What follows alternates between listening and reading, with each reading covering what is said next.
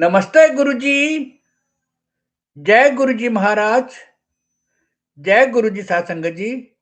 Multilingual global सेवादार team की तरफ से आप सबका हार्दिक स्वागत है।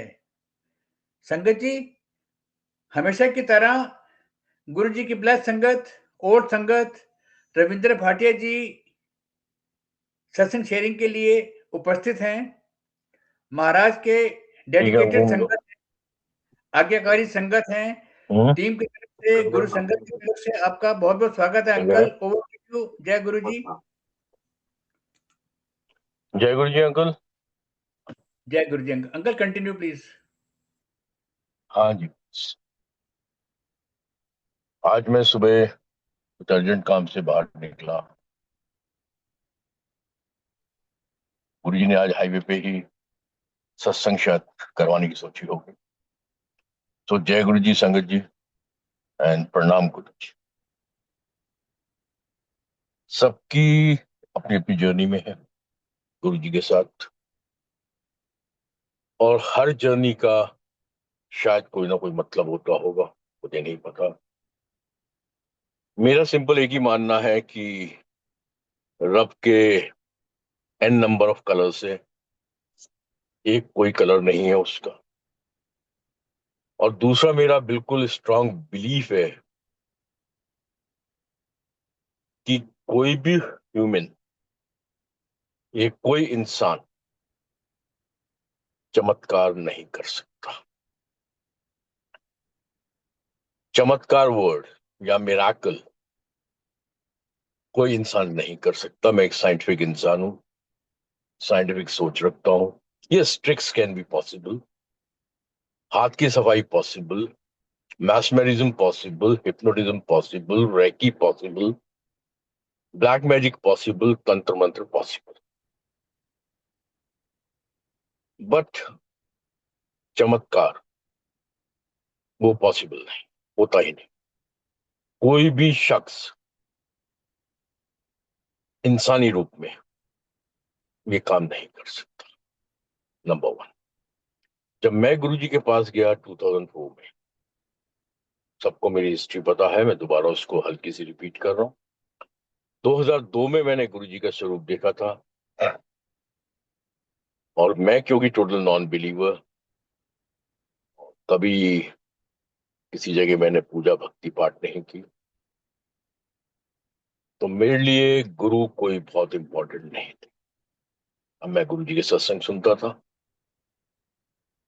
गुरुजी सुनवाते थे, रादर मैं क्या सुनता था, गुरुजी सत्संग सुनवाते थे, और मैं गुरुजी को बुरा भला कहता था, और जो सत्संग सुनाता था उसको मैं बिल्कुल पागल कराता। 5 जून 2004 को गुरुजी ने सिंपल मेरी बहन से कहा कि मेरी बहन के थ्रू गुरुजी मुझे बुलाते थे। 5 जून 2004 को सिंपल गुरुजी ने मेरी बहन से कहा कि अब भाई को बुलाने की कोई जरूरत नहीं है, वो गधा मेरे पास चल के अपने आप आएगा। And on 10th of June 2004, while playing badminton, racket struck on my right eye and I lost eyesight of my right. This was how my journey started with my coach. जो मैं गुरु के सत्संग सुनता था आने से पहले, one thing was very clear to me कि ये कोई धार्मिक गुरु नहीं है,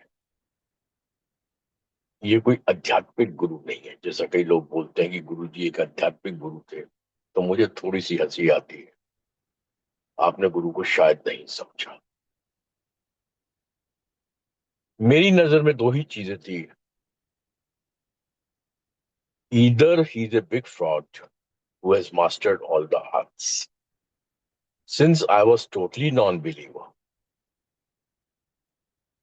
तो मेरे लिए जो ईश्वर की डेफिनेशन थी वो अगर अगर है तो science, on the basis of science, उसको मैं कोरिलेट कर सकता था भगवान से कि energy can neither be created nor could it be destroyed, it could only be transform.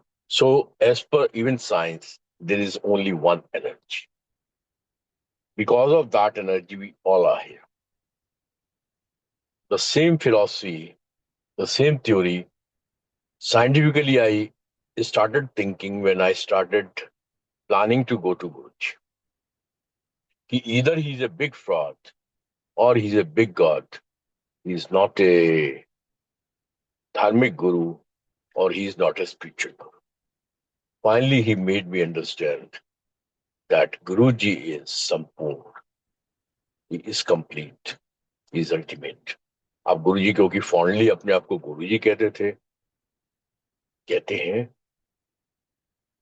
तो डेफिनेटली ही संपूर्ण गुरु. ना वो आध्यात्मिक गुरु है, ना वो धार्मिक गुरु है. मेरा गुरु संपूर्ण गुरु. और हम लोग किस्मत वाले हैं. वो एक शब्द कीर्तन बजता है, कितने जन्म बिछड़े थे माधो इस जन्म के लिए.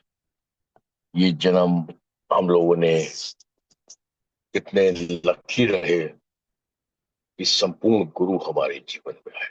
और जब हम संपूर्ण गुरु की बात करते हैं तो एक शब्द कीर्तन बजता है, श्वासा दी माला नाल सिमरा मैं तेरा नाम. उसमें एक व्याख्यान आता है, संपूर्ण गुरु. संपूर्ण गुरु रसिक बैरागी होता है. संपूर्ण गुरु रसिक बैरागी होता है. हम लोग जब गुरुजी को देखते हैं, जब गुरुजी बैठते थे, अब शारीरिक रूप में एम्पायर स्टेट में या बड़े मंदिर में, तो सारी पुरानी संगत को पता है. अगर नई संगत को नहीं पता तो उनको बताना बहुत जरूरी है कि गुरुजी 7 बजे अपने सिंहासन पे बैठते थे, सॉरी कैबिनेट पे बैठते थे. 7:30 पौने 8 तक वो सिंहासन पे आते थे. पौने 8 बजे के बाद से गुरुजी करीब 9, सवा 9, 9:30 तक अपने सिंहासन पे रहते थे. लंगर प्रसाद सर्व कराते थे. पौने 10, 10 बजे फिर अपने रूम में जाते थे. और उसके बाद 80% संगत की छुट्टी. गुरुजी छुट्टी भी बड़े प्यार से करते थे, बड़े मजाक से करते थे. इस टोटल टाइम पीरियड में गुरुजी मेक अस लाफ. हंसते थे, हंसाते थे. Sense of humour very strong, sarcasm very strong. किसी की छुट्टी करनी है, गुरुजी ने आज की पिक्चर खत्म, अगले महीने का शो देखकर फिर आई आंटी. या कई लोगों ने कई चीजें सुनी हुई हैं, चिट्टी पेंट वाले डकैत,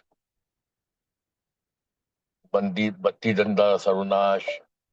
since I was from DV college, so Guruji used to call डंगर, अंडरवर्ल्ड, दुखी आशियाला विद्यालय, अपने घर जाओ. Fondly, he used to make everybody laugh. Sarcasm, funny, jolly nature. This is what life is. 10:30 के बाद जब 10-15% संगत रह गई तो उनके संग गुरु जी कभी पिक्चर चले गए, कभी बड़े मंदिर लेके चले गए. सबके अपने अपने experiences. Next day morning he got up. उठने के बाद फिर अगेन वही बाल मुड़वाने चले गए, किसी संगत को बुलाया, मॉल गए, पिक्चर गए, गार्डनिंग करते रहे, बाहर पैदल पैदल अकेले टहलने चले गए. पूरी जिंदगी में अगर आप उनके देखो, जब गुरु जी बैठते थे, हर रिलीजन का आदमी गुरु के पास बैठा. गुरु ने कभी रिलीजन को बहुत ज्यादा महत्व नहीं दिया. दैट्स व्हाई आई से ही इज नॉट ए धार्मिक. और गुरु जी ने जनरली कोई प्रवचन नहीं किया, सिर्फ वो आपको शब्द कीर्तन सुनवाते. कितना आपकी समझ में आता है या आपकी समझ में नहीं आता वो शब्द कीर्तन, उसके लिए भी गुरु जी ने कभी एम्फेसाइज नहीं किया. जैसे किसी संगत ने कहा, गुरु जी मेरे को तो शब्द कीर्तन समझ में नहीं आता, तो गुरु जी ने सिंपल एक ही बात कही थी, समझन की लोड़ नहीं है, मैं समझन ले क्या नहीं है, सुन. नहीं आ रहा समझ में तो कोई ऐसी बात नहीं.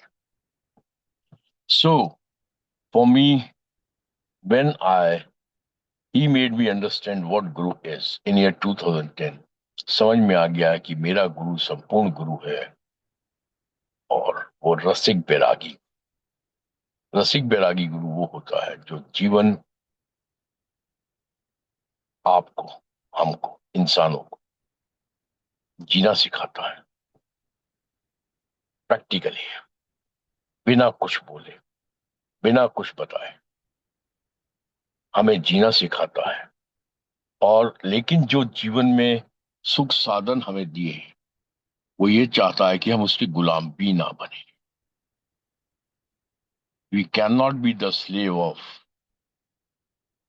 मेटलिस्टिक thing which guru has provided us. Very simple. मैंने गुरु के संग जब जर्नी स्टार्ट हुई, बहुत कुछ देखा, बहुत कुछ भाला। मैं आया था अपनी आंख ठीक कराने। 7 जुलाई 2004 का मैं एक छोटी सी वाक्य आपको बता रहा हूँ। मेरी सिस्टर को पता है। हम लोग थोड़ा सा कंफ्यूजन में रहते हैं। हम अपने आप को एक unnecessarily strong moral values create करने के लिए हम लोग कुछ बातें करते हैं जो प्रैक्टिकल नहीं होती, या दूसरे को बताने के लिए हम बहुत अच्छे हैं। मैं उसी का एक सत्संग करना चाहूंगा। 7 जुलाई 2004। ये सत्संग मैं करता नहीं हूं, लेकिन आज मैं कर रहा हूं, पता नहीं क्यों। 7 जुलाई 2004 जब मैं आगरा से चला, तो मेरे संग 10-15 लोग चले थे। उनमें से मेरा एक दोस्त समझ लें, मेरा उस टाइम का मैनेजर समझ लें, जो मेरे ऑफिस में काम करता था, उसका बेटा। उस समय उसकी उम्र होगी करीब करीब 9-10 साल, क्योंकि मेरी आंख की, सीधी आंख की रोशनी चली गई थी। वो जो लड़का मेरे संग आया 8-9 साल का, हम लोग 10-12-15 कारें आई थी आगरा से। उस लड़के की दोनों आंख बहुत कमजोर थी। तो जब हम लोग कार में बैठ रहे थे, तो मैंने उसके फादर से कहा, उसकी मदर से और अपनी सिस्टर से कहा, मैं ये सोच के आ रहा हूं कि पहले गुरुजी उसकी आंखें ठीक कर दें, मेरा तो कोई बात नहीं। ये मैं मनी मन मन से मैंने ये चीज मांगी कि पहले गुरुजी उसकी आंखें ठीक कर दें, मेरी कोई बात नहीं, उसके बाद मेरी कर दें। मैं तो बड़ा खुश हूं। एक आंख से मुझे कोई फर्क नहीं पड़ रहा, उस बेचारे की दोनों आंखें जा रही। तो मैं ये सोच के गुरुजी के पास आया। अब एक सत्संग में इसको कंप्लीट करता हूँ। एक सत्संग में शेयर कर रहा हूं आप लोगों के संग, doctor colonel Chatterjee, light of divinity, जिसमें चटर्जी अंकल और उनका हवलदार, हवलदार का नाम है राघवन। राघवन आर्मी से अनफिट हो गया। अनफिट होने के बाद कर्नल चटर्जी राघवन को गुरुजी के पास लेके आए कि गुरुजी इसको ठीक करो। तो गुरुजी ने उससे कहा कि मैं ठीक कर दियांगा, इस दे 5-6 अगले कई जन्म लूला लंगड़ा पैदा होएगा। फिर उसने कहा, नहीं गुरुजी, आपने इसको ठीक करना है। तो उसने कहा, तू इस दे कर्मा दी सजा तू भुगतेगा, ले मैं ठीक कर देंदा। तब कर्नल चटर्जी ने पेज नंबर 125, 26, 27, कर्नल चटर्जी जिनके सत्संग में आने से पहले भी सुनता था, तब कर्नल चटर्जी ने गुरुजी से कहा, गुरुजी नहीं, अपने तौप से इसको ठीक करो। तो गुरुजी ने कहा, तू मैनू परेशान करेगा? उसने कहा, नहीं गुरुजी, आपने अपने तौप से ठीक। गुरुजी ने यही किया कि तू इज द एजेंट है, तू इसके कर्मा नु भुगतेगा, मैं ठीक ते कर देंदा, तू इसके कर्मा नु भुगतेगा। कर्नल चटर्जी सेड नो, मैं नहीं भुगतूंगा। हम लोग बहुत इजीली कहते हैं कि फलाने को कर दे, ढिमाके को कर दे। फाइनली गुरुजी ने मुझे बहुत जबरदस्त तरीके से समझाया था,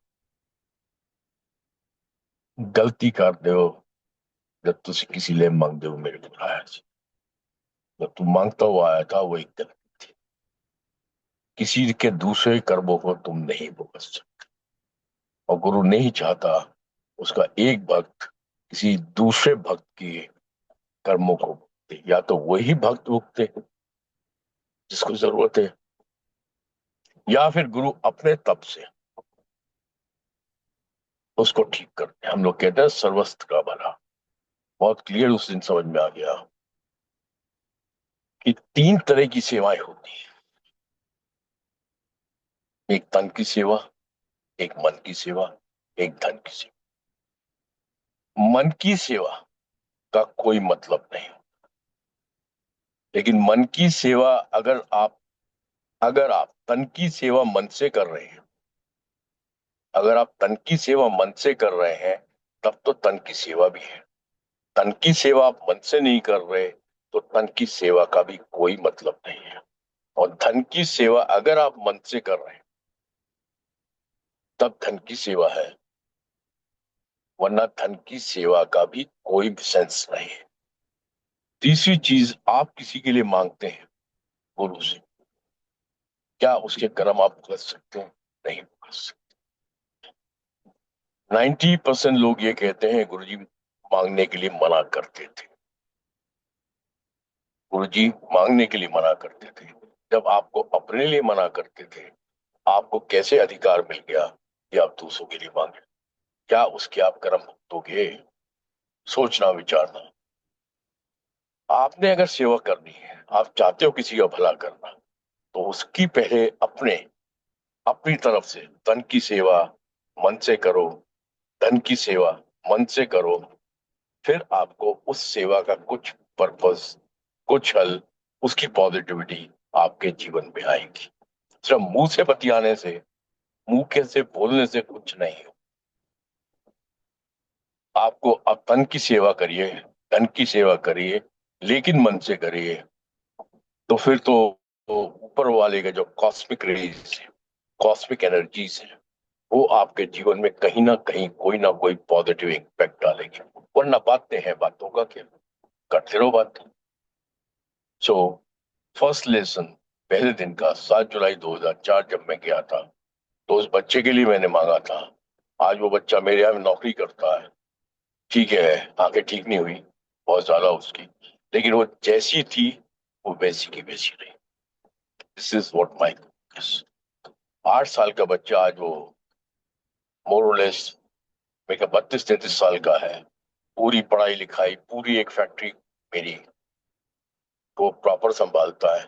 सारी लिखा पढ़ी, सारा माल का आना जाना, रजिस्टर एंट्री, लेबर का स्टाफ, सब कुछ वो कंप्यूटर पे भी और कागजों पे भी देख। जो कंडीशन उसकी 2004 में थी, आज शायद मैं कह सकता हूँ उससे 20-25% इम्प्रूव्ड है, लेकिन 100% परफेक्ट है ये मैं नहीं बोल। दिस इज व्हाट माई, सबको अपने हिसाब से अपने कर्म। Anyway, my journey started.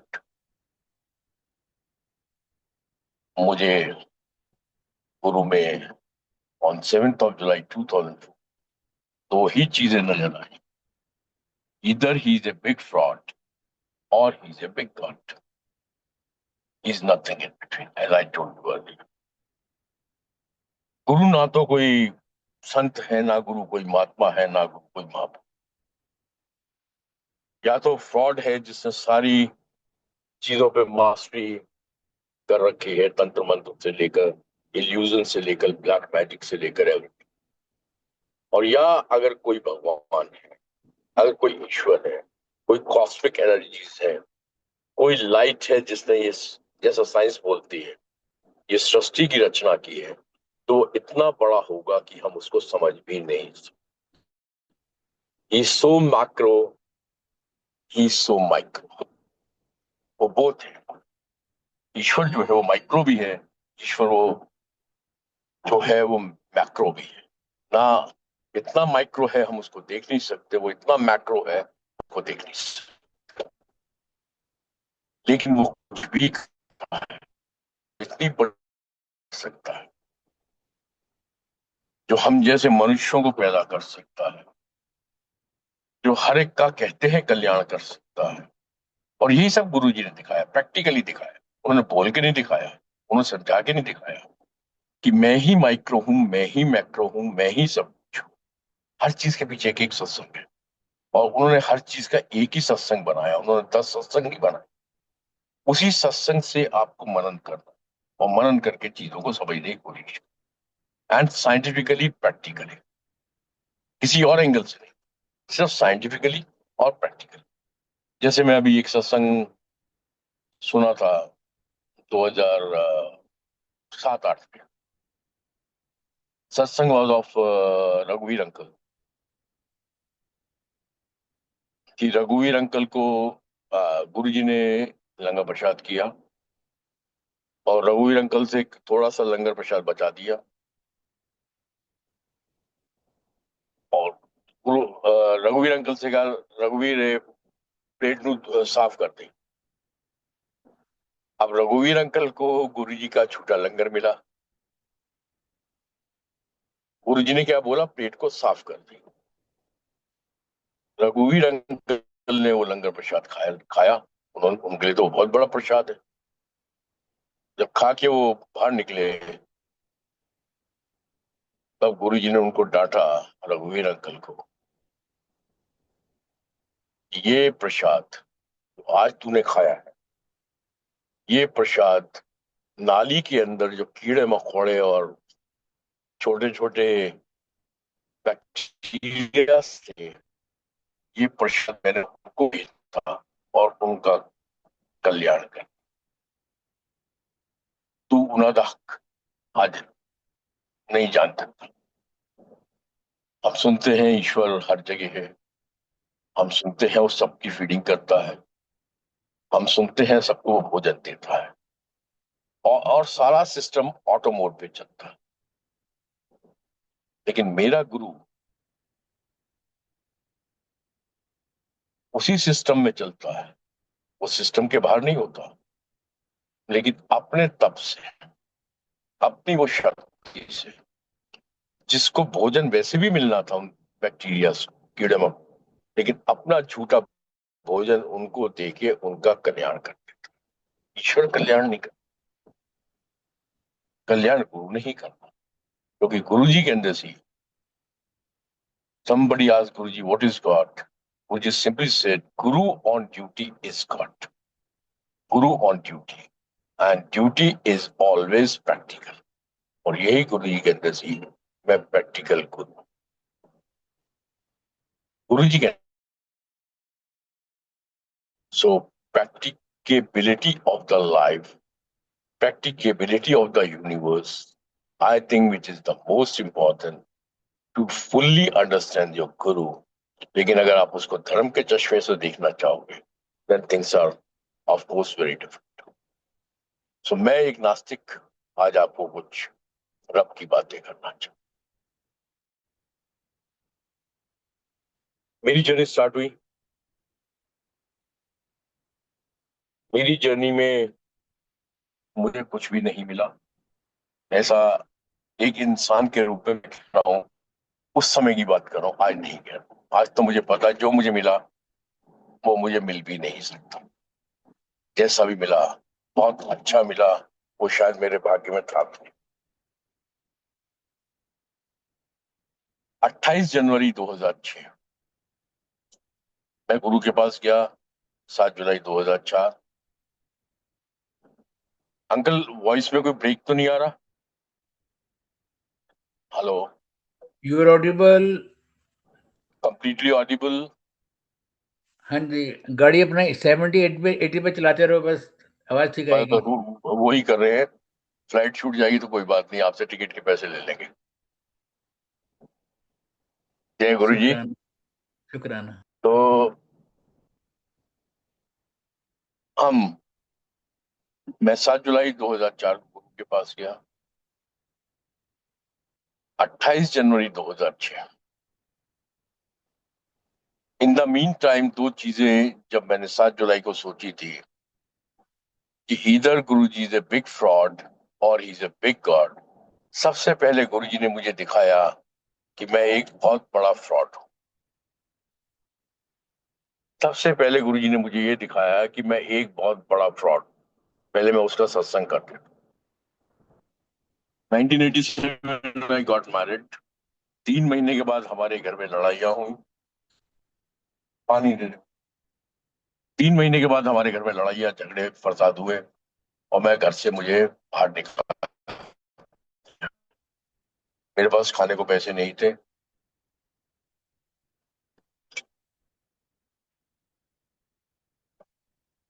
500 रुपये एक दोस्त से उधार लिए, उससे बैठ के मैं जुआ खेलता था। 50-60 रुपए मेरी शाम तक गुरुजी जुगाड़ कर देते थे। उस 50-60 रुपए से मैं घर में भोजन लाता था। ऐसे 1.5 साल चल, लेकिन घर में अपनी बीवी को ये नहीं बता सकता था कि मैं आपके लिए जुए के पैसे ला रहा हूँ। उससे कमाई करके मैं आपको खाना खिला। और मेरा रूटीन वही बन गया, 50-60 मिल जाते थे। 50-60 रुपये से घर का खर्चा चलता। सन 90 आते आते मेरे पास 42,000 रुपये इकट्ठे हुए, प्लस 40-42 हजार रुपये एक जगह से और आ गए। टोटल मिला के 80,000 से मैंने शू फैक्ट्री खोली, without any know how of the shoe factory. मुझे एबीसीडी नहीं पता था जूता कैसे। अब मेरे पास डिजाइनर हायर करने के लिए पैसे नहीं थे। खुद अपना दिमाग यूज किया, क्योंकि मैं यूनिवर्सिटी टॉपर भी था, प्लस थोड़ा सा मैं अपने कॉमन सेंस को बहुत स्ट्रांग मान के चलता हूँ और बेसिक्स को बहुत स्ट्रांग मान के चलता हूँ। चाहे मैं गलत हूँ या सही हूँ, ये तो मेरे सबॉर्डिनेट्स बताएंगे, लेकिन मैं अपने बेसिक्स को बहुत स्ट्रांग मान। So with those strong basics and common sense, जो उस समय मैं फील करता था आज नहीं, with that strong common sense and basics, with in 15-20 days I became designer, क्योंकि मैं डिजाइनर नहीं कर सकता। मैं खुद डिजाइनर बन गया और इंस्टेंट में हिट हो गया। 2-3 साल में एक मैं मास्टर ब्लास्टर डिजाइनर हो गया और मेरी फैक्ट्री दिन रात चलने लगी। अब मेरे अंदर आ गया कि मैं डिजाइनर, हाँ मैं शू डिजाइनर, हाँ मैं बिग डिजाइनर। और धीरे धीरे मैं इतना फेमस हो गया कि हमारे शू, लेदर शू कैटेगरी में, everybody knows leather shoes category में, नॉट द स्नीकर्स और shoes, I am talking about leather shoes category, उसमें मेरा all over India everybody knows. आज भी गुरु जी की कृपा से ऐसा ही है। एनीवे, अब 10 जून को आंख की रोशनी चली गई। 2-3 महीने के बाद, क्योंकि मैं एक टॉप डिजाइनर, गुरु जी ने मेरी सिस्टर को अंदर बुलाया और सिस्टर से का प्राणु लेके अंदर आ। अब उस सिनेरियो को थोड़ा विजुलाइज करने की कोशिश करो। गुरु जी सामने बैठे हैं अपने पलंग के ऊपर। मेरी सिस्टर गुरु जी के राइट पे है, मैं गुरु जी के लेफ्ट पे हूँ। गुरु जी मेरी तरफ देखते नहीं थे, मेरे से बात नहीं करते थे।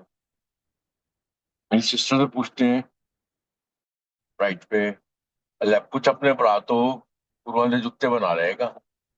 Now I am on the left of the गुरु। इधर से मैंने बोला, हाँ गुरु जी बना दूंगा।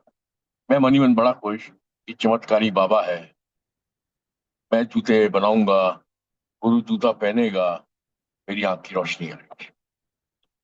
फिर गुरु जी ने जूते पहने हुए थे, उनको उतारा, उतार के मेरी सिस्टर नु कहते हैं ले प्राणु के ए वाले जूते पहनने हैं। मैं इधर लेफ्ट में बैठा हूँ, मैंने जूते उठाए देखे तो मैं बड़ा खुश। मैंने कहा ये 2 मिनट का काम है, मतलब easiest of the shoes which I could pick. मैंने जूते उठाए, मैं मनी मन मजा आ गया। मैंने कहा ये जूते पहने गुरु जी, मेरी आंखों की रोशनी आ जाएगी। मैं लेफ्ट में जूते देख के बड़ा खुश। मैंने कहा हाँ गुरु जी बना लूंगा। ऐसी मैंने गलती से गुरु जी से पूछ लिया, मैं गुरु जी सेम जूते बनने, कहते हाँ। सिस्टर नु कहते हाँ प्राणु डालते सेम जूते बनने। मैंने फिर गलती से दूसरी एक और चीज पूछ ली, मैं गुरु जी सेम कलर बनने। तो मेरी सिस्टर को गुरु जी कहते ਦੱਸ ਦੇ ਭਰਾ ਨੂੰ ਜਿੰਨੇ ਮਰਜ਼ੀ ਕਲਰ ਬਣਾਏ ਲੈ ਜਾਏ, ਜਿੰਨੇ ਮਰਜ਼ੀ ਕਲਰ ਬਣਾਓ, ਜਾਓ ਲੈ ਜਾਓ, ਜਿੰਨੇ ਮਰਜ਼ੀ ਕਲਰ ਬਣਾਓ। सो मोर देन 10-12 कलर्स का मैंने ऑर्डर दे दिया।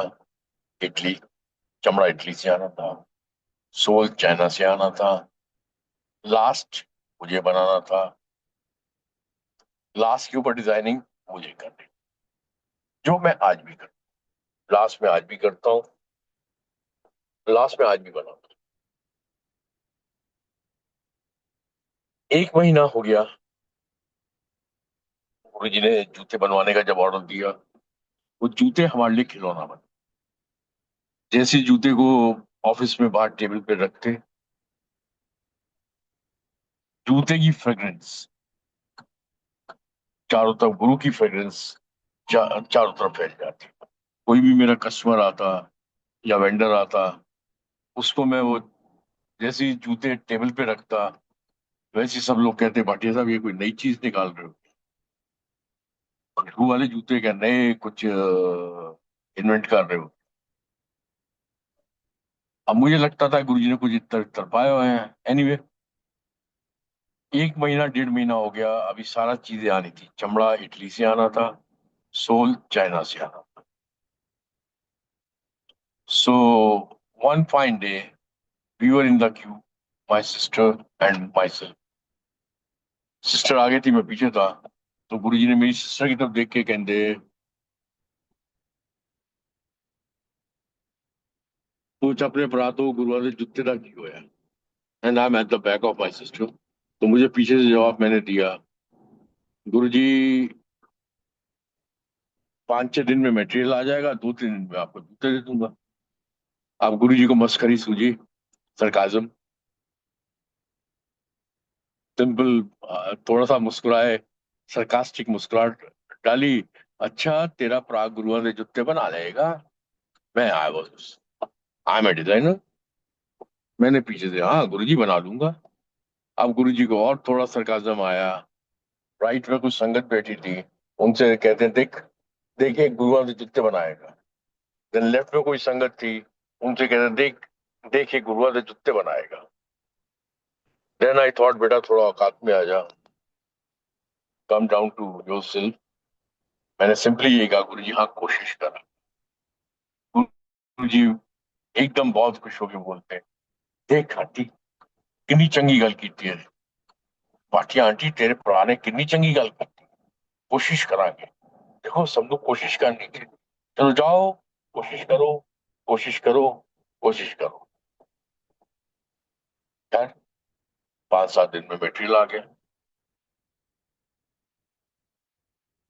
सोल आ गया।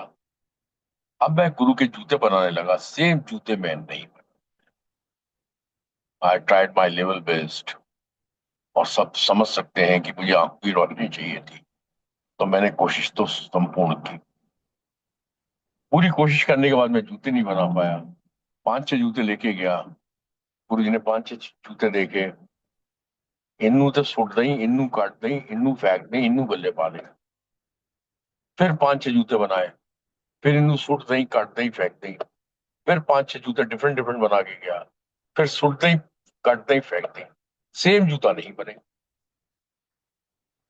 अब जब 3 बार ऐसा हो गया, देन आई थॉट, वही मेरा थॉट प्रोसेस, 7 जुलाई, that he is a big fraud.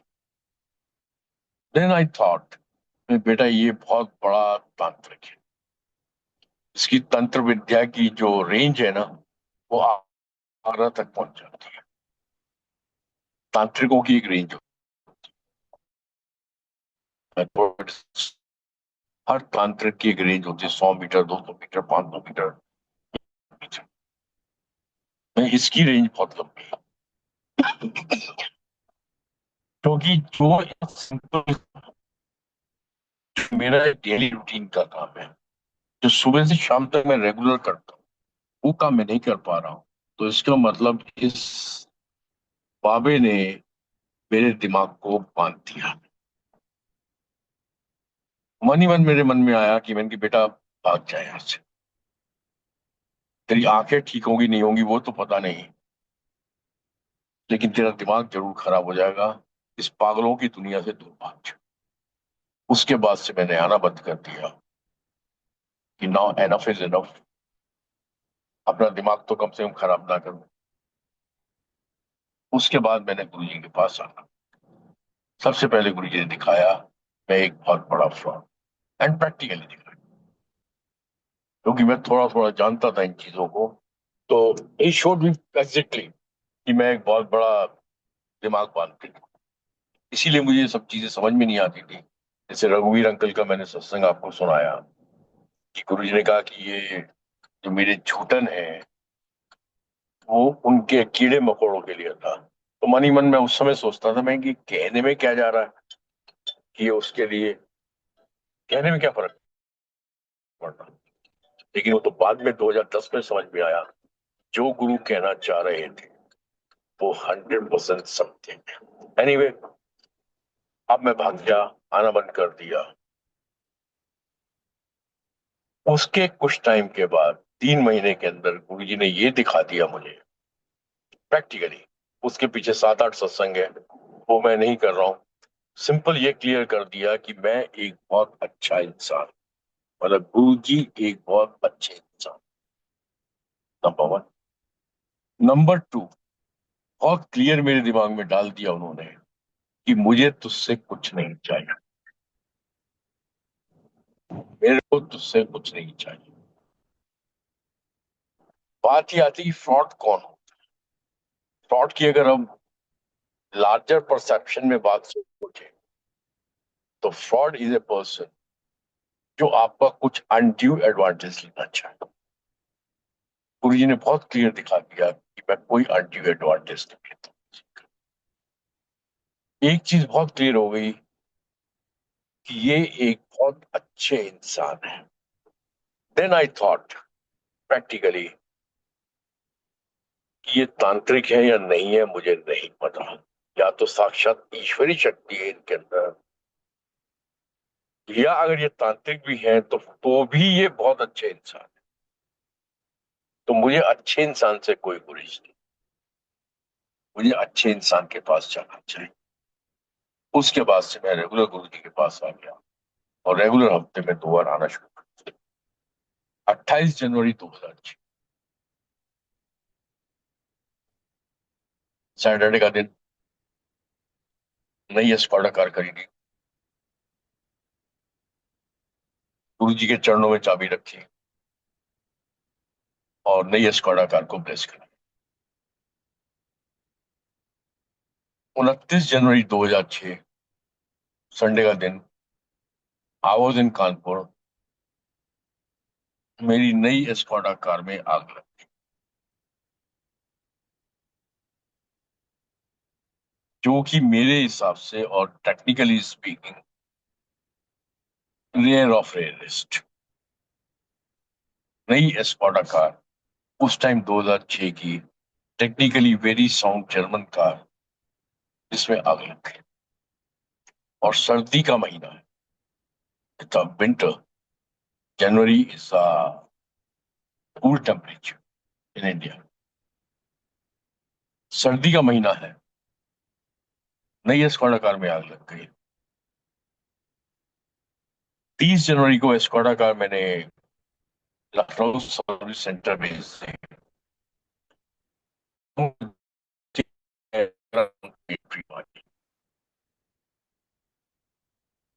वैसे ही गुड़ी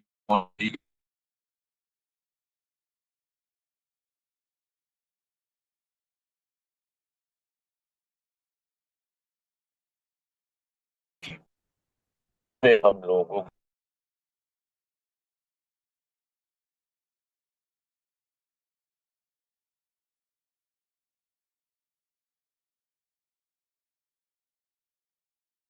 पहुंचा। वैसे ही गुरु जी का फोन मेरे जीआई के पास गया और उनसे कहते पूछ अपने साले से आगरा में रेस्टोरेंट कौन सा अच्छा। मैं वैसे ही दिमाग से परेशान कि अच्छा तुमसे कार ब्लेस करा के गया, नहीं स्कॉडा कार में आग लग गई। तो मैंने ऐसे ही बोल दिया गुस्से में, मैंने कहा यार उनसे कहो जहाँ जाना जाए, मुगल जाना मुगल चले जाए, जेपी जाना जेपी चले जाए, सब जगह ठीक है, आपने आप देखिए। लेकिन 10 मिनट के थॉट प्रोसेस के बाद,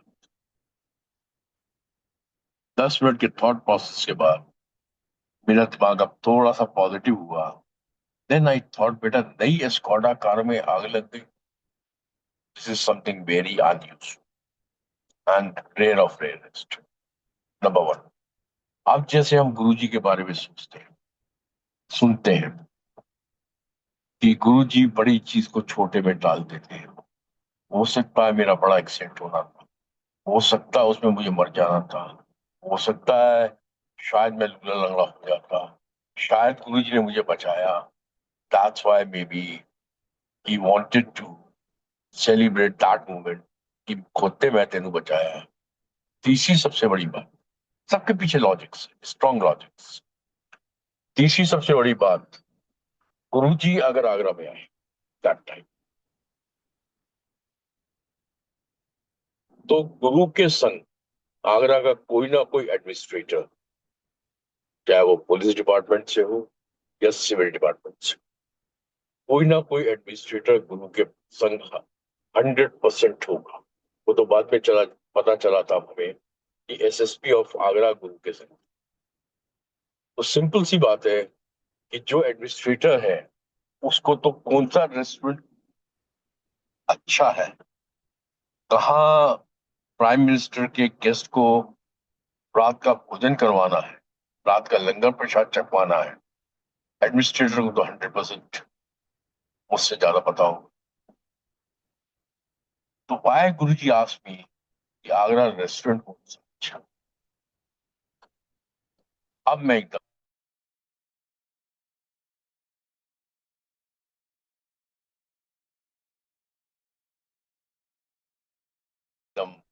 थोड़ा सा पॉजिटिव करो कि मेरा साला आपकी सेवा में आना चाहो। मेरे जीआई ने फोन किया गुरु जी को, गुरु जी के अंदर कोई लोड नहीं।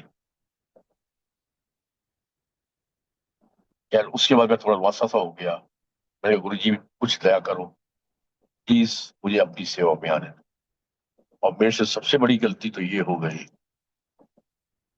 सबसे अच्छा रेस्टोरेंट तो मेरा घर है, वहां आओ, लंगर चखो, लंगर खाओ, संगत को लेके आओ।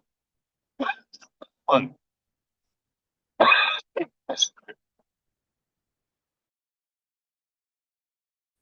ये सही थॉट मेरे दिमाग में आए।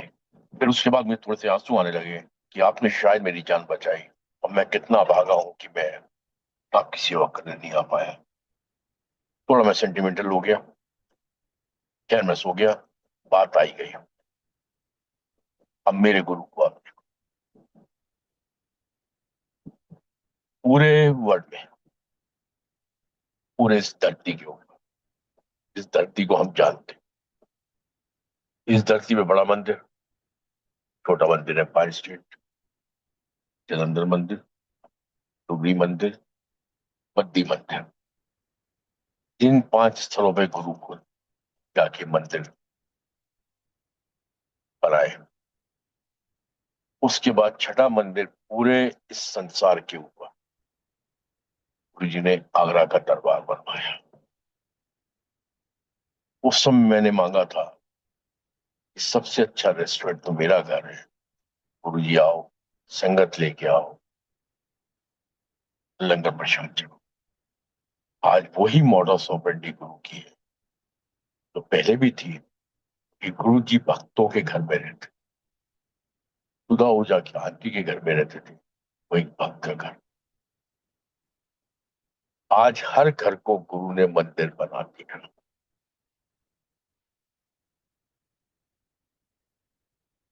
कई लाखों घरों को गुरु ने मंदिर बना दिया। गुरु आपके घर को मंदिर बनाता है। अनफॉर्चुनेटली फिर भी हम भटक, फिर भी हम उस रब की महिमा को नहीं मान पाते, फिर भी हम भटक, फिर भी हम दूसरे ही जाते। अरे जब तेरा घर ही मंदिर बन गया तो इधर उधर भटक क्यों? अगर मंदिर के लिए ही भटक, वैसे भटक, जीवन की लड़ाइयां लड़, इज डिफरेंट थिंग। लेकिन तेरे घर को ही गुरु ने साक्षात ईश्वर का दरबार बना दिया, फिर भी हम भटकते हैं। अब मुझे नहीं पता क्यों, और किसने। एनीवे, 28 जनवरी 2006 ये हुआ। तब गुरुजी ने मुझे सेवा के बारे में ज्ञान बांटा। जब मैंने गुरुजी से कहा था कि जहां जाना है वहां जाओ, फिर एक दिन गुरुजी ने मुझे बिठाया, बिठा के मैनू कहते, मैं आगरा आया सी, तू मेरी सेवा करन नहीं आया। तो मैंने, ये बात हुई 21 अक्टूबर 2006 के बाद। गुरुजी आगरा आए थे 30 जनवरी 2006।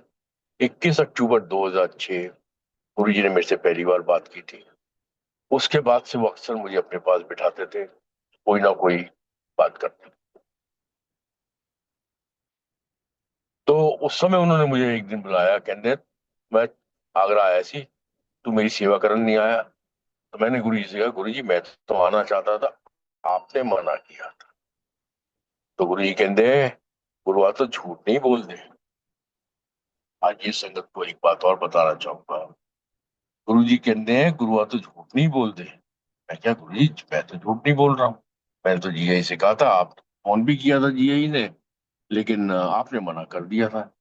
तेनू की कह रहे हैं, अच्छी तरह समझ ले, गुरु आ तो झूठ नहीं बोलते। गुरु दिलाई च बैठा है। गुरु हमेशा दिलाई च बैठा है। गुरु किथे नहीं जाता, गुरु दिलाई च बैठा है। ਤੁਸੀਂ ਨੈਗੇਟਿਵ ਹੋ ਤਦ ਵੀ ਬੈਠਾ ਹੈ, ਤੁਸੀਂ ਪੋਜ਼ਿਟਿਵ ਹੋ ਤਦ ਵੀ ਬੈਠਾ ਹੈ। गुरु हमेशा दिलाई च बैठा है। तो गुरु तो झूठ नहीं बोलते। मैंने फिर तीसरी बार कहा, मैं नहीं गुरु जी, मैं कहाँ झूठ बोल रहा हूँ, मैंने तो कहा था मैं सेवा करने आना चाहता हूँ।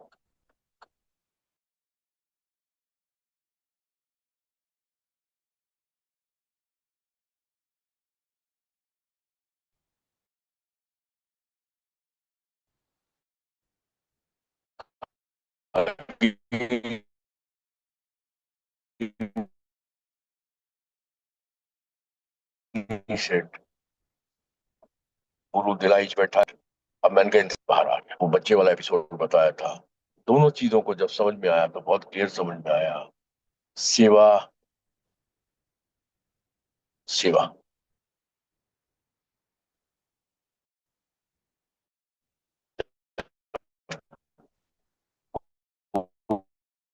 गुरु ने कहा झूठ नहीं बोलते, यही ने इंफॉर्मेशन दी कि क्लियर सोच रहा हूं, तब अपने मतलब से समझा।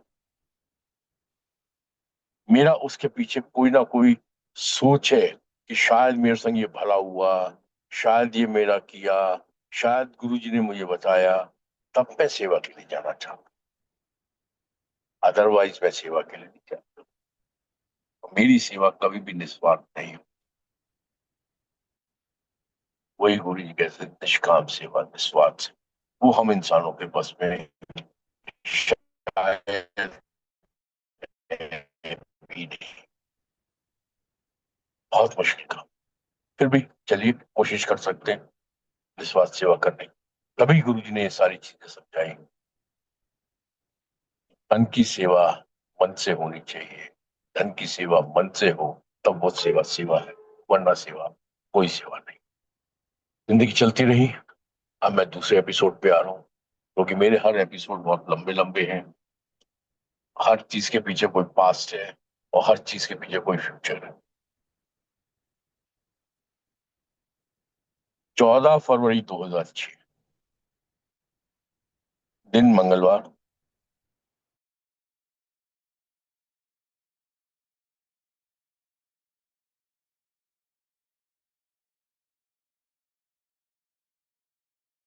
It was Valentine's day.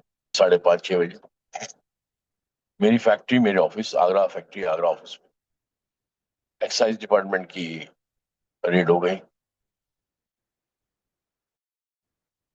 Red बहुत बड़ी चीज नहीं होती थी, मैं ये कहना चाहूंगा। बट क्योंकि उस रेड में हमारे एक दोस्त ने एक्साइज कमिश्नर के सिर पे रिवॉल्वर रख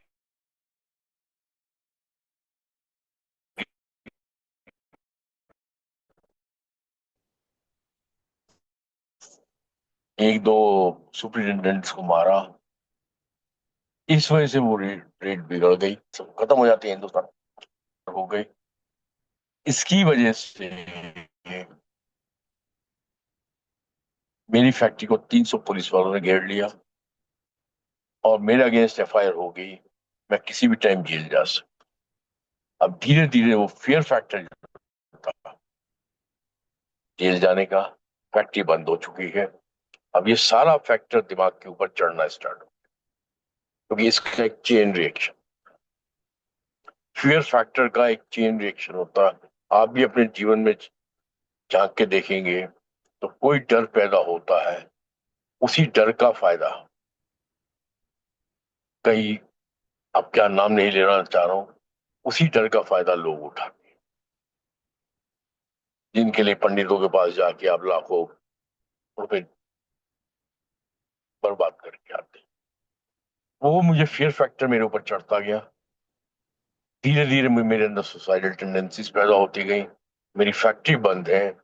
अब मैं करोड़ों की रिश्वत देने को तैयार बैठा हूँ। जो एक बार को पेनल्टी लगे वो मैं देने को तैयार बैठा हूँ, जिससे मेरी जान छूटे। डिपार्टमेंट के किसी भी आदमी ने एक पैसे की रिश्वत नहीं। तब मैंने ब्रदर इन लॉ को जबरदस्ती की, जब एक दिन नहीं रहा गया कि आज मैं तो मर जाऊंगा या मार दूंगा, जहर खा दूंगा। इधर से और भी ट्रबल्स हो गई थी। सारी चीजें करते हुए ये समझ में आया कि बेटा मरना उचित है। तो I wanted to die. But एक मेरे जीजा जी, जिनको मैं फिर सैल्यूट करता हूँ, वो ही एक बात मुझे कहते थे कि जो गुरु जी कर रहे हैं वो अच्छा कर रहे हैं। अब जितनी गालियां मैं गुरु जी को देता था, उससे ज्यादा गालियां मैं ब्रदर इन लॉ को देता हूँ। क्योंकि आप इंसानी लॉजिक से वेरी क्लियरली, मेरे संग अपने जीवन की सबसे बुरी दौर से मैं गुजरा। कोई भी एक्सपायर्ड आदमी अपने जीवन के सबसे बुरे दौर से गुजर रहा है, जहां उसके अंदर पैदा हो पैदा है। तब मैं जाके जो गुरु जी कर रहे हो,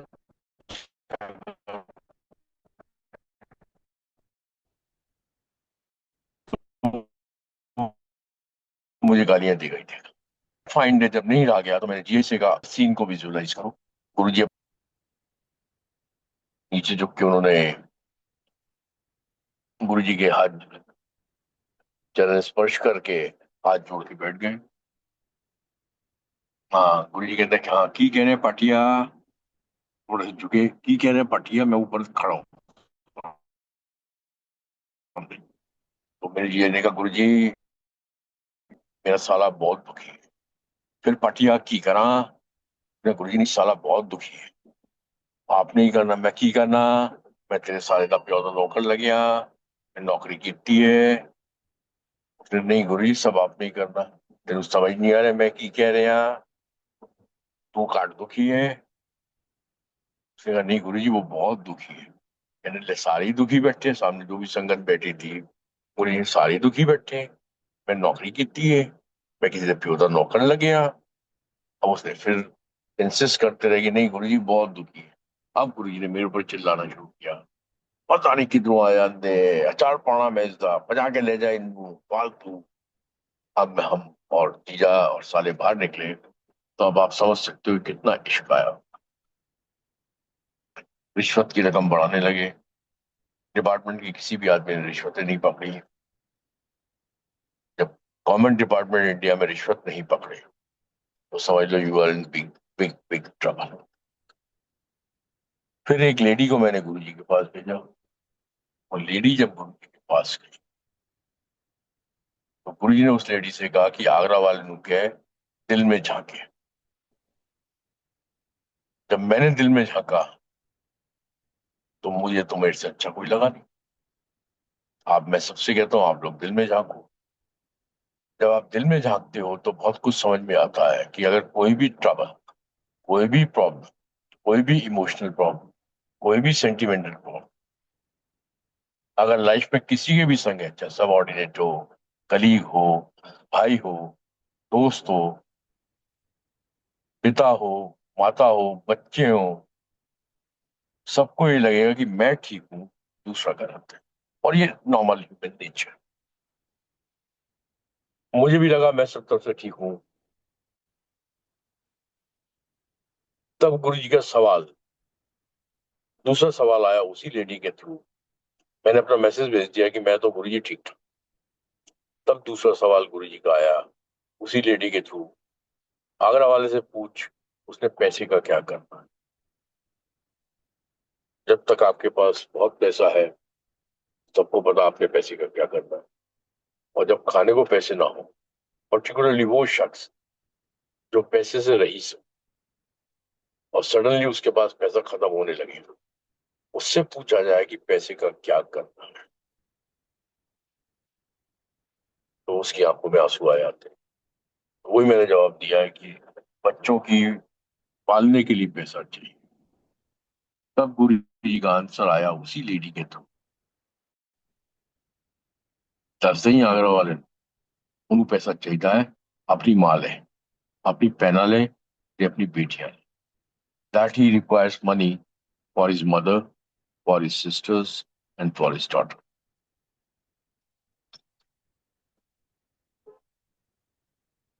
जब ये चीज दिमाग में घुसी, कानों ने सुनी, दिमाग में घुसी, दिमाग से दिल में आई, तो सारी कहानी समझ में आ गई कि गुरु क्या कहना चाहते।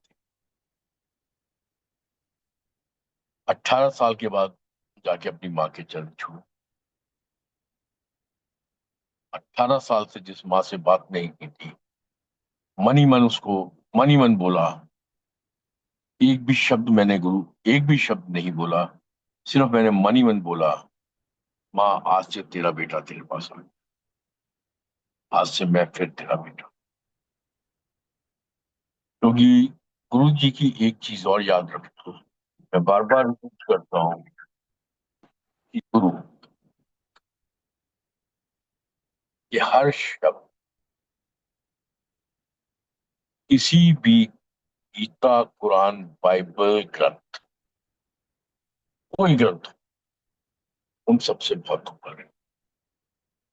क्योंकि हम संपूर्ण गुरु के पास।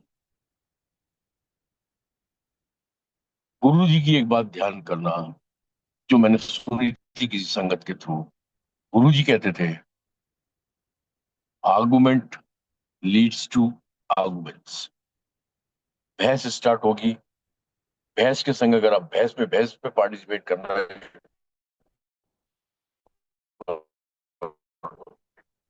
वो एंडलेस बहस हो जाती है, वो किसी भी एंड तक जा सकती है। उसका फिर कोई एंड नहीं।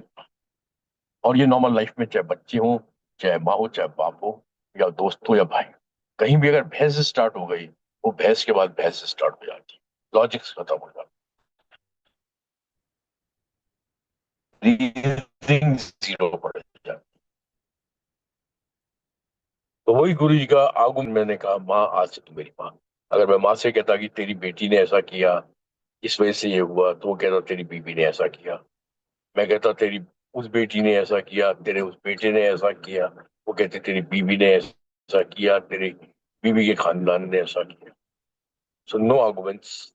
जब आपने कब पॉजिटिविटी लानी है किसी भी जगह पे, सबसे पहले आर्गुमेंट करना मत करो। कोशिश करो, कई बार जीवन में नहीं होता, लेकिन फिर भी कोशिश करो। सो नो आर्गुमेंट्स, जस्ट माँ के पैर छू। 15-20 दिन लगे बहनों के प्रति नफरत निकालने में। 10-15 दिन के बाद गुरु जी का मैसेज आ गया उसी लेडी के थ्रू, एवं ही घबराया फिर रहा है, एवं ही केस रफा दफा हो जाऊंगा। इस केस में मैं करोड़ों की रिश्वत देने को तैयार बैठा था। और टोटल मेरा केस मात्र 14,000, टोटल केस मात्र 10,000 रुपए की पेनल्टी में खत्म हो गया। This is what my case. इसमें मुझे कहीं भगवान नजर नहीं आया, बट एक अच्छा इंसान नजर, यहाँ तक। Why no god? क्योंकि किसी फाइनेंस मिनिस्ट्री के आदमी को कह दिया हो मेरा काम करवा दिया।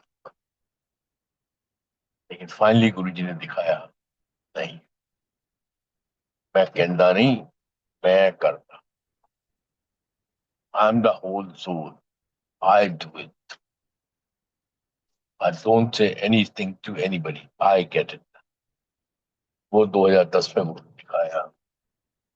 अब जो मेरे संग, एक सिंपल लैंग्वेज में बात कर रहा हूँ, जो मेरे संग हुआ वो मेरा भाग्य था। वो मेरे भाग्य चक्र में, मेरे काल चक्र में लिखा हुआ था। वो तो होना ही था।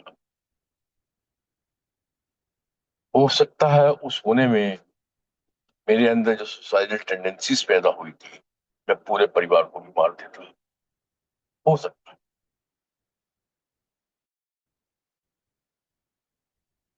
लेकिन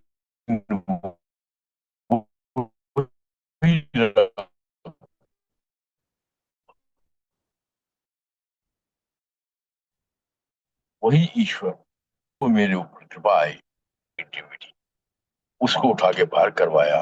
सिचुएशन ऐसी पैदा की कि मेरे पास नेगेटिविटी निकालने के अलावा कोई चारा ही नहीं था। नेगेटिविटी बाहर हुई, चीजें ठीक हुई। आज 2-3 सत्संग छोटे छोटे किए। गुरु हमेशा आपके दिलों में है, चाहे आप नेगेटिव हो या पॉजिटिव हो। आप अगर नेगेटिव हो, एक सिंपल सा बेसिक्स, लाइफ को ईश्वर से कनेक्ट करो। लाइफ की प्रैक्टिकेबिलिटी में भगवान देखने की कोशिश करो। आपको सच्चा रब नजर आ जाए। अगर ज्यादा गंदगी में आप बैठे हो,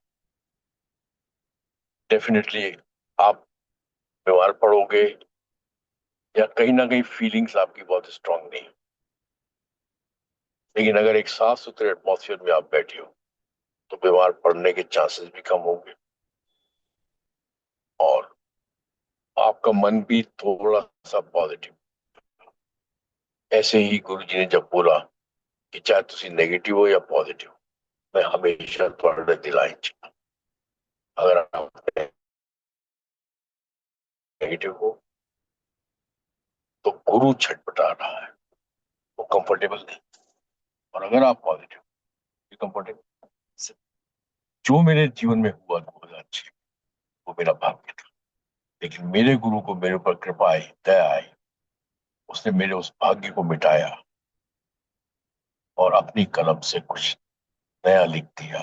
और आज 2026 है, मैं आपके संग बैठ के 20 साल के बाद गुरु के सत्संग शेयर कर। 2010 में he made me understand what Guru is. All, जो मैं कहता हूं कि मैं मिरेकल को नहीं मानता हूं, उसका सिंपल एक कारण देता हूं, साइंटिफिक रीजन। कैंसर सेल्स क्या है, आपके हार्मोन्स क्या है, आप क्या हो, सारा कुछ एक ही एनर्जी से निकला। एक छोटा सा वायरस लाखों लोगों की जान खाए। कोरोना आया, बहुत लोग मर गए। वो भी सब ईश्वर की लीला है। कोरोना भी ईश्वर की लीला है। कैंसर सेल्स भी ईश्वर ने ही बनाए हुए, क्योंकि सारी एनर्जी एक ही एनर्जी से निकली। जिस एनर्जी से वो निकली है, उसका एक सिस्टम है। वही एनर्जी, ईश्वरीय एनर्जी, जो उसको बनाती है, वही उसको मारती है। सिंपल सी बात है। किसी को कैंसर हुआ, गुरु जी ने अपनी तप से, अपनी ब्लेसिंग से, अपनी कृपा से उसको ठीक कर दिया। मतलब जिस चीज को गुरु ने पैदा किया, उसी को गुरु ने मार दिया। जो कि हम लोग भी इंसान पैदा होंगे, मरेंगे, शरीर त्याग के जाना पड़ेगा। तो सारी चीज एक ही एनर्जी से गवर्न होती है। गुरु को दया आ गई, उसने आपके कैंसर सेल्स खत्म कर दी। वो उसकी कृपा है। वो कोई मिरेकल नहीं है, वो कोई चमत्कार नहीं है, वो ईश्वरीय कृपा। चमत्कार नहीं होता, नहीं होता, नहीं होता। सिर्फ ईश्वरीय कृपा चाहिए। उसकी मौत चलती है, उसकी मर्जी चलती है, जिसको हम लोग मिराकल का नाम देते हैं, क्योंकि हम इंसान हैं। यही गुरु जी कहते थे, तुसी कंजरानु गुरु जब तक चमत्कार ना, तुसी कंजरानु गुरु समझ नहीं आता। मजबूरी में गुरु को ये सब करना, क्योंकि वरना हम क्यों जाएंगे गुरु के पास। प्रॉब्लम सबसे बड़ी ये है कि मैं हूं, आप हूं, एक्स वाई जेड कोई भी, अगर वो 10-20 चमत्कार ना सुन ले। आज तो चलो सोशल मीडिया है, आप कोई भी सत्संग कराएंगे वो शायद हजारों लोग देख रहे होंगे। जब हम 2004 में गए थे तो मसे मसे एक या दो संगत से हमारा 1-to-1 कनेक्शन के थ्रू हम उसके सत्संग सुनते थे। आज तो ये सत्संग हो सकता है 50,000 संगत सुने, हो सकता है अगले आने वाले 100 साल में 5 करोड़ संगत सुन रही हो। लेकिन उस टाइम एक या दो संगत के हम सत्संग सुन के, उनके चमत्कार सुन के, तो गुरु जी कहते सी ਤੁਸੀਂ ਕੰਜਰਾਂ ਨੂੰ जब तक गुरु चमत्कार ना दिखाए ਤੁਸੀਂ कंजरा ਨੂੰ गुरु समझ लिया। ये चमत्कार सुन सुन के हम चमत्कार की आस में गुरु के पास जाते हैं। लेकिन एक चीज आज मैं जरूर कहना चाहूंगा, सत्संग, क्योंकि आज कुछ मजबूरी है मेरी, फिर कभी 5 घंटे 10 घंटे 20 घंटे आप सत्संग कराइए, एक एक पॉइंट को एक्सप्लेन सत्संग के थ्रू करूंगा, गुरु की बातों के थ्रू। मेरा मुझ में कुछ नहीं, मैं कुछ नहीं जानता। क्योंकि कोई भी सत्संग XYZ किसी भी संगत का हो, वो सत्संग किसी भी संगत का नहीं है। सब सत्संग गुरु के सत्संग है। हमें हर सत्संग के पीछे मनन कर और सत्संग का मतलब समझना। कहानियां नहीं, कहानियां तो बहुत हैं, कहानियां भी बहुत जरूरी है। कहानियों में छोटी छोटी खुशी मिलती है आदमी। जैसे मैं आज सत्संग में गई तो मैं तो सोच के गई थी कि गुरु जी का पीला चोला होगा, मैं पीले कपड़े पहन के गई। देखो हम, मैं भी पीले कपड़े पहन के गई और चोला भी पीला था। ये कहानियां हैं, ये बहुत जरूरी है, ये भी जरूरी है। मैं इनको भी जीरो नहीं कर रहा हूँ, ये भी जरूरी है, क्योंकि आपको गुरु छोटी छोटी खुशियां। मैं उन सत्संग से बातें करना चाह रहा हूँ जो स्टोरी नहीं है। गुरु जी जब सत्संग सुनवाते थे तो जनरली वो डिफरेंट डिफरेंट टाइम पे डिफरेंट डिफरेंट बातें करते। जैसे किसी से चल अपनी स्टोरी सुना, किसी ने कहने से अपना एक्सपीरियंस सुना, किसी ने कहने से अपनी कृपा दास। सत्संग नहीं कहते। 21 अक्टूबर 2006। हाँ जी, जय गुरु जी uncle. Please hello. Continue uncle, please continue. हाँ जी, 21 अक्टूबर 2006 के बाद जब गुरु जी ने मेरे से बात की थी पहली बार, उसके बाद अक्सर मुझसे एक ही बात करते थे, और तू सत्संग करना है, और तू सत्संग करना है। मैं मन ही मन सोचता था, बोलने की मेरी औकात नहीं थी गुरु के सामने। मैं मन ही मन कहता था, गुरु जी आंखें ठीक कर दो, सत्संग कर देंगे। आपके सत्संग क्या होते हैं? यही तो सत्संग होते हैं कि ये हुआ, ये हुआ, ये हुआ, ये हुआ, ये हुआ, ये हुआ। कि मेरी आंखें खराब हो गई, डॉक्टर ने मना कर दिया, मैं गुरु जी के पास गया, मेरी आंखें ठीक हो गई। भाई यही तो सत्संग आपके होते हैं। वही मैं गुरु जी से अपने मन ही मन कहता हूँ, गुरु जी आंखें ठीक कर दो, सत्संग कर देंगे। और मेरे मर गुरु की मर्जी कुछ और थी। सच्चा गुरु देखो, सत्संग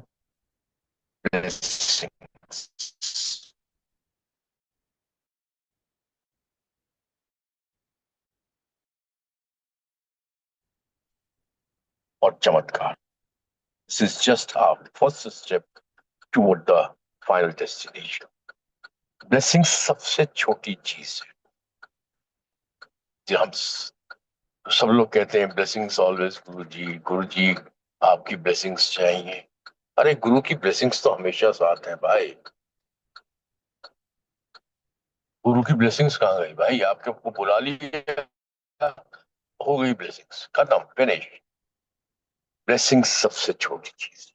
और हम क्योंकि इंसान है तो हम उसी छोटी चीज के पीछे पड़े रहते और हमारे लिए जरूरी। लेकिन उसके ऊपर गुरु क्या देना चाहता है वो हम शायद समझ नहीं पाते। कोई भी नहीं समझ पाता।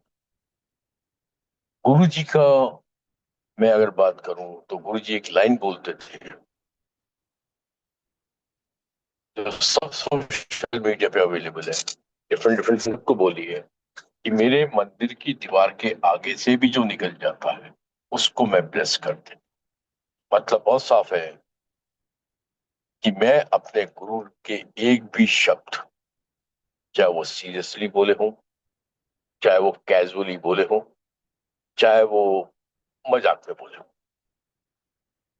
उसका कोई ना कोई डीप मीनिंग होता है और वो पत्थर की लकीर।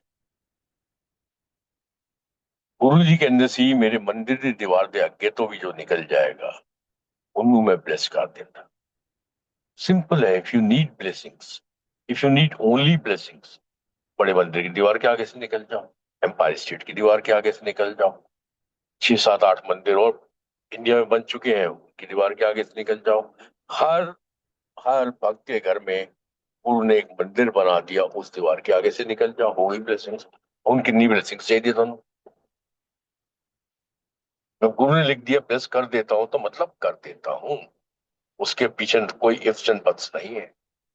Then why he is calling us? हमसे रोज सत्संग करा रहे हैं, अंकल से रोज सत्संग, हमारी सेवाएं ले रहे हैं, अंकल अपनी सेवा कर रहे हैं, रोज हम लोगों को मंदिर बुला रहे हैं, रोज हमें सत्संग में भेज रहे हैं। तो कुछ तो डिफरेंस होगा उस शख्स में प्रैक्टिकली। एक बार में जो एक बार मंदिर की दीवार के आगे से निकला वो ब्लेस्ड हो गया। क्या गुरु हमें सिर्फ ब्लेसिंग्स के लिए बुला रहा है? ब्लेस्ड तो हम उसी दिन हो गए जब मंदिर, बड़े मंदिर चले गए या एम्पायर स्टेट चले गए थे। ब्लेस्ड तो हम उसी दिन हो चुके। जो भी संपूर्ण ब्लेसिंग्स चाहिए वो कंप्लीट हो चुकी, कई जन्मों की कंप्लीट हो चुकी। लेकिन गुरु हमें बार बार बुला रहा है, उसका कोई बहुत बड़ा कारण, जिसको फिर नेक्स्ट टाइम नेक्स्ट सत्संग में हम लोग जब भी मौका मिलेगा डिस्कस करेंगे, बात करेंगे। डिस्कशन नहीं मतलब गुरु की बात करेंगे। गुरु की बातों के थ्रू ये सब चीजें समझ में आती है गुरु आखिर हमसे चाहता है। हम लोग गुरु से क्या चाहते हैं ये सबको पता। सबकी अपनी अपनी डिमांड्स हो सकती है, मेटलिस्टिक डिमांड हो सकती है, कुछ स्पिरिचुअल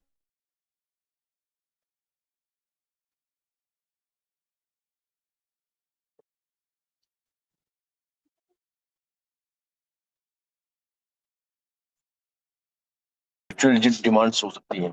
सबकी अपने गुरु के पास जा रहे हैं ये हमको पता है। हम अपने जनरली मैं लोगों से पूछूंगा तो ब्लेसिंग्स लेने आ रहे हैं, और मैं मानता हूं कि गुरु हमें इससे बहुत ऊपर कुछ देना चाहता है।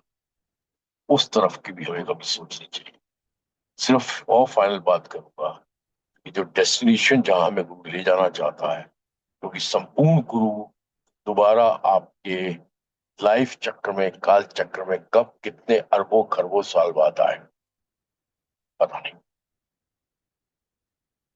गुरु की सारी बातें मानूं तो जब से ये पृथ्वी, जो कि 4.2 बिलियन ईयर्स ओल्ड है, ये पृथ्वी, अगर मैं गुरु की बातें मानूं और मैं मानता तो चारों जो युग है, सतयुग, त्रेता, द्वापर, कलयुग, आज तक कोई भी ईश्वरी शक्ति से अदर देन गुरु जी नहीं आई। मैं बहुत बड़ी बात नहीं कर, जो गुरु जी कहते थे मैं उस हिसाब से बात कर, मैं कुछ नहीं कह रहा हूँ। फिर मैं रिपीट कर रहा हूँ, पृथ्वी की लाइफ 4.2 बिलियन ईयर्स है। सिखिज्म 500 साल पुराना, इस्लाम 1400 साल पुराना, हिंदुइज्म 4700 साल पुराना, क्रिश्चियनिटी 2500 साल पुरानी है। लेकिन जब पृथ्वी 4.2 बिलियन ईयर्स, जब से ये पृथ्वी की रचना हुई है, ईश्वर उससे भी पुराना है जिसका कोई एंड ही नहीं है, उसका कोई पता ही नहीं। वो रब, वो एनर्जी जिसका कुछ पता ही नहीं है, इंसानी रूप में वो एनर्जी पहली बार इतने सब कालों में गुरु जी के रूप में आई है। उसके लिए शुक्राना गुरु जी, थैंक यू गुरु जी। हमें अपने पास बुलाने का। ये हम लोग ट्रैवलिंग कर रहे हैं, मेन सिटी में है। हर चीज का शुक्राना। बस जो आप चाहते हो उसके लिए 2 मिनट फिर कभी दोबारा जब सत्संग होगा तो वासन अंकल से आज रिक्वेस्ट कर रहा हूँ, दोबारा बुलाएं। जय गुरु जी। जय गुरु जी महाराज। धन धन गुरु जी महाराज। आपके मुख से गुरु जी महाराज के सत्संग सुने, हम सब संगत ने निहाल हो गए। मैं शिवानी जी से रिक्वेस्ट करूंगा, अपने आप को अनम्यूट करेंगे शिवानी जी। जी अंकल। जय गुरु जी।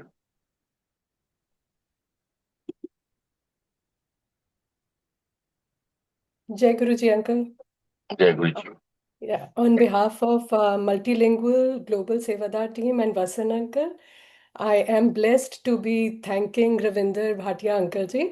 अंकल आज आपने गुरु जी के सत्संग जो सुनाए उनसे हमें शायद बहुत टाइम बाद सिर्फ ब्लेसिंग्स नहीं सुनने को मिला, but how you lived your life with him, which is a lesson for all of us. और जैसे आपने भी बोला, हम सब जितने लोग आज जुड़े हैं, जितने लोग टीम से हैं, वी ऑल बिलीव के सबसे बड़ा सत्संग हम सबका यही है कि गुरुजी ने हमें अपनी शरण में लिया है। इससे ऊपर तो हम बाकी चीजें तो कोलेट्रल हैं। सबसे बड़ी सुंदर चीज है कि उन्होंने हमें अपनी शरण में लिया है, और उस चीज का शुक्राना नहीं हो सकता। कोई भी नए वर्ड्स आ जाएं, कुछ आ जाए, हम नहीं कर सकते। और कितनी सुंदर संगत की दुनिया है। रविंदर अंकल, आप हम में से शायद किसी को नहीं जानते हैं, बट अपने लाइफ के फेलियर्स, अपनी लाइफ की जो हम फॉल्टर करते हैं गुरुजी के सामने, वो हम सब शेयर करते हैं। इससे बड़ी ह्यूमिलिटी शायद गुरुजी ने जो सत्संग शेयरिंग बनाया है, उससे हम लोगों की ह्यूमिलिटी भी बहुत निखर के आती है। अदरवाइज तो हम लोग अपनी ईगो में ही पूरी लाइफ निकाल देते हैं। So I am so thankful to you for sharing such beautiful experiences with us. और गुरुजी ने तो हमारी लाइफ बहुत सिंपल कर रखी है। जैसे आपने बोला, हर घर में मंदिर है, और अगर हर स्वरूप में गुरुजी खुद है तो कहीं क्यों भागना। लेकिन हर मंदिर में जाके, हर सत्संग में जाके एक जो एक्सपीरियंस मिलता है, उसका भी एक अलग ही एक्सपीरियंस होता है हम सबको। सो नहीं नहीं, मैं वही कह रहा हूँ कि मेरा जी। शायद मैं वही कहता हूँ, सिर्फ गुरु हाँ जी के जी। मंदिर और गुरु जी की जी जी संगत जी। जी हमारे जी लिए बिल्कुल। सारी संगत गुरु की है। मैं दूसरी और चीज फिर डिटेलिंग में अगर जाऊं तो चाहे वो कीड़ा हो या मकोड़ा हो, ये गुरु जी ने दिखा दिया। चाहे चीना बिल्कुल हो, चाहे जापानी हो, चाहे ऑस्ट्रेलियन हो, सब गुरु की संगत है। मैं बिल्कुल। सिर्फ एक रिलीजियस पॉइंट ऑफ व्यू से बात कर रहा हूँ, क्योंकि कई बार दुख होता है। एक छोटा सा एग्जांपल मैं आपको दे रहा हूँ कि जैसे आगरा दरबार में लोग आते हैं, संगत आती है दिल्ली से, तो गुरुजी क्या कहते थे? गुरुजी कहते थे सीधा मेरे पास आओ और सीधे वापस जाओ। ये जनरली गुरुजी ने सबको बोला, सीधा आया करो, सीधे जाया करो। लेकिन संगत आती है, पहले 2 घंटे वृंदावन जाएंगी, फिर 1 घंटा गुरुद्वारे जाएंगी। मैं कह रहा हूँ जाइए, मुझे उससे क्या ऐतराज, आप जहां मर्जी जाइए। बट वेन गुरुजी के पास आप आ रहे हो, तो कम से कम जिस स्थल को फाइनल डेस्टिनेशन मान रहे हो, उस फाइनल डेस्टिनेशन के मालिक की बात तो आप सुनोगे कि सीधा आओ सीधे जाओ। आप वो भी नहीं करते। आप सत्संग में जाइए, वो गुरु जी की जगह डेस्टिनेशन है, वो गुरु जी का घर है। आप बड़े मंदिर जाइए, सत्संग में जाइए, आपके घर में गुरु ने दरबार बनाया, वहां बैठिए, संगत से मिलिए, उस चीज को बढ़ाइए, बिल्कुल। ना कि अपने रविंद्र पुराने अंकल। उसी। अब जब आप चेंज आया है लाइफ में, एक साक्षात ईश्वर आपके जीवन में आके आपके अंदर चेंज लाना चाहता है, आप उसको भी नकारते हैं। तो वो एक मैं बात और कर रहा हूं। और जो सुकून साहिब मेरा एको है में है ना अंकल, वो जगह जगह जाने में नहीं है। तो जितनी जल्दी हम ये चीज समझ लेते हैं ना, उतनी भटकन कम होके और स्थिरता आती है। और गुरुजी सो रोकते थे, वो तो आप गुरुजी भी लोग रोकते। बताएंगे, लेकिन हमें तो वो, बिकॉज हम तो उनको तब नहीं मिले, लेकिन वो अभी भी हमें रोक देते हैं। उनके अपने तरीके हैं हम लोगों से भी ये करने इससे का। सो एक एंड विच इज संगत, अब इतनी बात हो रही तो एक छोटा सा सत्संग और कर देता हूँ। जरूर sir. Anita, she is a Christian lady, उनको कोई मुस्लिम कपल गुरुजी के पास ले गए थे। शायद आप लोगों ने उनको अपने प्लेटफॉर्म पे बुलाया होगा। She being a Christian lady, गुरुजी के पास उनको एक मुस्लिम कपल ले गए। गुरुजी ने कुछ भी जो भी उनके जीवन में किया, फाइनली, और उनको कहा कि तू कितने जाना। One fine day the whole family decided, just एक टूरिज्म के पर्पज से, कि हम लोग माता के दरबार में चलते हैं। सो उसने, लिंडा आंटी ने गुरुजी से कहा, गुरुजी मैं कल जम्मू माता दरबार में जाना चाहती हूँ। तो गुरुजी स्टॉप्ड, मना किया, नहीं कोई लोड़ नहीं, मैं बैठा, माशी में इतने बैठा, तेनू की लोड़ है जान दी। क्योंकि प्रोग्राम बन चुका था, दे ऑल वेंट। हाँ, आंटी की तबीयत खराब हुई। See the beauty of my गुरु, ये सब एग्जाम्पल वो सेट करते हैं। वो आई, तबीयत खराब हुई, गुरुजी ने खैर तबीयत की, ठीक की। महीना सवा महीना लिंडा आंटी से बात नहीं की। उनसे आपने सत्संग शायद करवाए होंगे, लिंडा आंटी जी से बात नहीं की। Then came the Christmas. मैं उनके दोस्त छोटे से सत्संग कर रहा हूँ। Then came the Christmas. Christmas में आंटी चर्च नहीं गई। वो गुरुजी के पास सीधी आई फ्लावर लेके और केक लेके। तो गुरुजी ने कहा, क्यों आज तू चर्च नहीं गई? देन शी सेड, नहीं गुरुजी, आप ही ने तो बोला कि आप ही सब कुछ हो। ही ने तो बोला आप ही सब कुछ हो, तो मैं तो सीधा आपके पास आ गई। मैं क्यों चर्च जाऊं जब आप ही सब कुछ हो? गुरु जी मुस्कुराए। एक ये, यू नो, गुरु की एक emotional touch. Guru ji got emotionally blackmailed by his bhagat, I must say so. मेरा गुरु भी तो इमोशनल है। अब उसी इमोशन में गुरुजी ने सब 15-20 संगत को इकट्ठा किया, सबको ले जाके चर्च में गए और अपने भक्त का चल भक्ति कर। एक ये सत्संग, एक उनका छोटा सा सत्संग। एक बार गुरुजी ने लिंडा आंटी से पैसे मांगे। अब पैसे मांगना इज समथिंग वेरी बैड। तो लिंडा आंटी उनके हस्बैंड इसी चीज को डिसाइड करते रहे, पैसे दे नहीं दे। देन फाइनली गुरुजी पैसे मांगते रहे। One fine day they decided whether to give money to Guruji or not to go to Guruji. There are only two options, क्योंकि प्रेशर गुरुजी ने इतना डाल दिया कि या तो पैसे दो या मत आओ।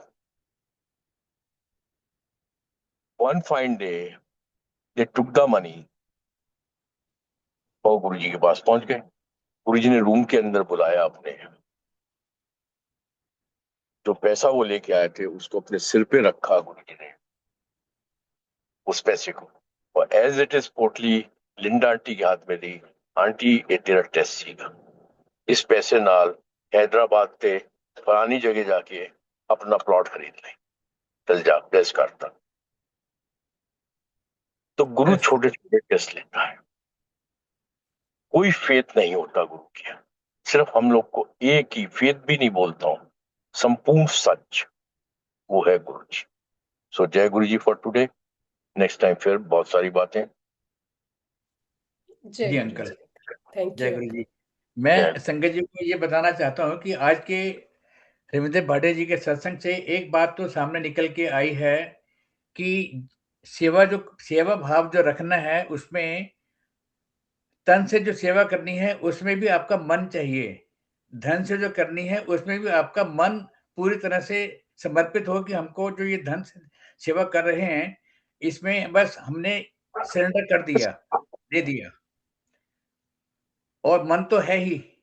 और संगत जी, आप में से कुछ संगत को शायद नहीं पता होगा कि जो आगरा का मंदिर है, जो आगरा का मंदिर गुरु जी महाराज ने बनवाया है, ये उस मंदिर को रविंद्र भाटिया जी ने तन मन धन से समर्पित किया हुआ है गुरु संगत के लिए।